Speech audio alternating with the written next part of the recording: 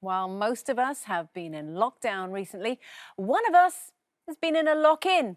Before you write in, not one of those sort of lock-ins. Gloria, can you reveal what happened? Well, you know, it's been very hot on some days, and it gets really hot at night in bed. I know a lot of people say can't sleep, etc. And Stephen was downstairs in the kitchen, just off the kitchen, the conservatory, watching a movie of some sort. And I said, I'm going on up. And I realized at about 2:30 in the morning that he wasn't there. So I thought, well, it's so hot. He's obviously decided just to stay downstairs and sort of cool off. Never thought another thing about it. Maybe I should, but I didn't. And the phone rang about 5:30 in the morning. And I thought, oh, my, you always think it's bad news, 5:30. And it was Stephen. I said, where are you? And he went, you locked me in the kitchen. And he'd been there all night. Now, I must have been a jailer in my former life. I lock everything, but subconsciously, I just locked him in. And the poor man, well, I suppose he could have gone in the garden, but he couldn't get out to the loo. At least he could have a cup of tea. But honestly, and, you know, bless him.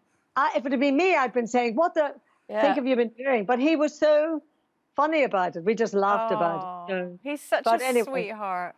Yeah, he was good. I wouldn't have been as calm, I tell you. And I won't tell you the story today, but one time I went to Tenerife to work, and I got a 3 o'clock flight in the morning, and I got a call from him at 11:30 to say I'd locked him in the bedroom, and I was in Tenerife. So anyway, another story for another day. You've got previous form and locking him in. But I've got a lock-in story as well, Gloria. Okay. I have got a lock-in story. It was my daughter, Tanisha. She invited a friend round, not into the new house, but in the old house. She invited a friend round, and I didn't know that friend had come round. So we've got the front door, which deadbolts when you close it, and then there's the outside porch bit that also locks. So when I go to my bed, I lock the outside and I put the latch on. So I put the latch on. She went... This is probably after midnight, but we found her at like 5, 6 o'clock. So she went to leave? So she went to leave. I didn't know she was in there. Tanisha hadn't told me, so I'd locked the outside porch door. So she closed the front door behind her and she was stuck in between a gap like this with my money tree. That's all she had, and she was seeing the post as it was being delivered. And she was trying to find, but when we go to sleep, we're like, that's it, we're finished, we're sleeping.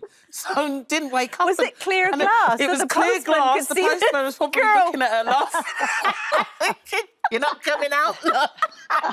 I've never done that since. But they have to let me know. Stay in there. I didn't know. Oh, I don't think I've ever done anything like that. It's funny. You're a good girl. Yeah.